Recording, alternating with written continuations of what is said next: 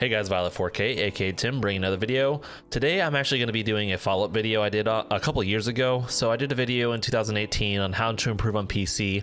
The video did pretty well, and I thought I'd just kind of give an updated video on what you can do to improve.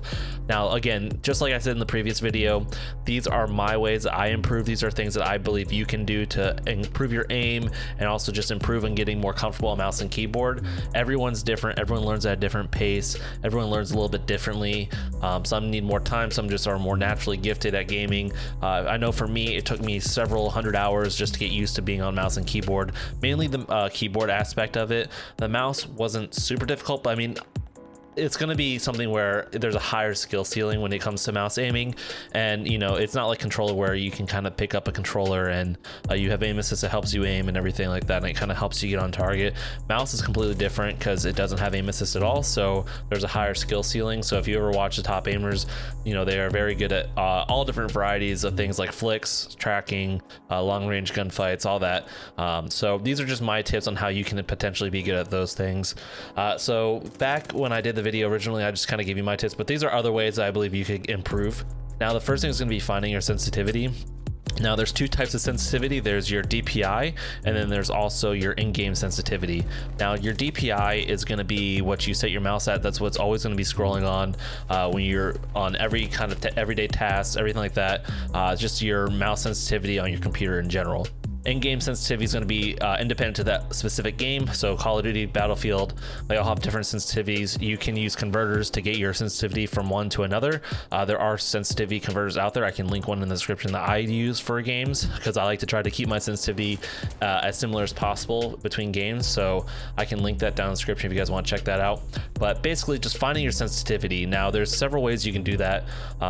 You know, I did one thing where in Modern Warfare, kind of towards the tail end, I guess actually more during CW, where you know, you would pick a spot on a wall in a private match, and then what you would do is there was a calculator. You'd put your DPI in, you'd put your starting sense in, and then you would basically go and you would pick a spot on a wall and you would track. I can try to link the one I have. I don't know if I have it anymore. I'll try to link what I used in the description, and you know, it's helped my aim quite a bit and it's made me feel pretty comfortable. I have a fairly low sensitivity, but I'll link in the description as well. You guys can try it out if you want, but you know, basically you're picking a spot on the wall and you're just kind of going through tracking, getting used to it. There's other ways you can do, such as measuring your 360 centimeter, I believe it is. I've never done that, so, but it's basically just like measuring how big of a swipe it takes to do a 360, and then you kind of go from there. But the one I use is you pick a spot and then you just try to track it until you find that perfect sensitivity for you. So what you do is when you do that, you can start building muscle memory. That's obviously the most important part. Now the most difficult thing on mouse and keyboard is actually your up close tracking. I actually find that to be the hardest, because especially in shooters that are crossplay now, controller has a major advantage, so you want to definitely focus on trying to get as good as you can be at tracking, especially up close, because those could, you know, be a matter of one missed shot can cause you to die. So just making sure you practice your tracking and just building that muscle memory for when you get in those kind of close quarter combat situations where you need to be able to track perfectly to hit all your shots. It's very hard on a mouse and keyboard. It's definitely the hardest thing in my opinion to get good at, but you know, there are ways to improve on it. So just being able to, you know, build your muscle memory on that's good. Now in terms of key bindings for your keyboard, this is all personal preference. There are people that have really weird key bindings out there, and then there's people like me who have pretty normal key bindings. I say, you know, for example, WASD is going to be my main movement. Obviously sprint would be like a shift, and then prone for me is left control, because that's the most comfortable for me. I do use C for crouch. I know some people actually use other buttons. I believe maybe left alt is kind of common too. I think that's kind of how it is in CSGO if I'm not mistaken, but a lot of people do use those. And then just, you know, getting comfortable, that's, you know, another thing, building that muscle memory for a keyboard. It took me, again, a couple hundred hours just to get comfortable. It took me a very long time not to have to look down at my keyboard, and I learned on a game that was H1Z1, which was one of the most hardcore shooters at the time, in my opinion, where you had to look at, you know, you had to be very precise, and movement was super important in that game. Like, it was, you know, there weren't too many mechanics other than your movement and then your aiming.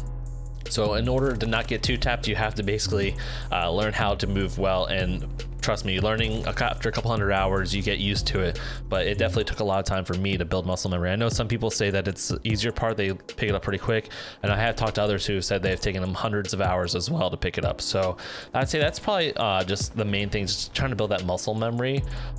It can be tough, but there are a lot of training aids out there now. So when I first joined, I don't know if Kovacs was out yet, or I know Aim Labs I don't think was either, but now there are aiming training, and they actually can help you find your sensitivity, I believe, as well. But you know, there's Aim Labs and there's Kovacs. Both are on Steam, so if you want to check them out, you can go there. I have used Aim Labs a couple times, and I mainly have worked on my tracking there and flicks.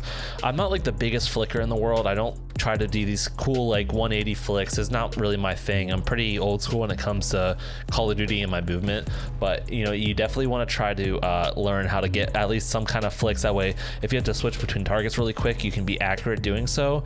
And then also with your tracking, Kovacs and Aim Labs specifically, because I do have experience in using Aim Labs, is very useful. So I would say make sure that you are learning how to do those flicks and tracking, because those things are crucial for when you're playing games that have, especially like Apex Legends, where the time to kill is so long. You have to make sure you're able to track, 20-30 bullets consistently if you want to try to kill someone pretty quickly and move on to the next fight. So I would just say those are probably the current things. And then I would say also another important factor is finding the right mouse for you. Now, I've tried a couple different mice. I started out with the Corsair M65 Pro, and then I went to the Logitech G Pro. Both are wired mice. I did try the G, I think 305, which is a Logitech wireless mouse, but I was having connection issues because I was having so much interference between, I think, my router and just different things in my office. So, I had to scrap it, and then I found my current mouse, which I absolutely love. I have actually a couple of them, and they just came out the wireless version. It's the glorious Model O minus.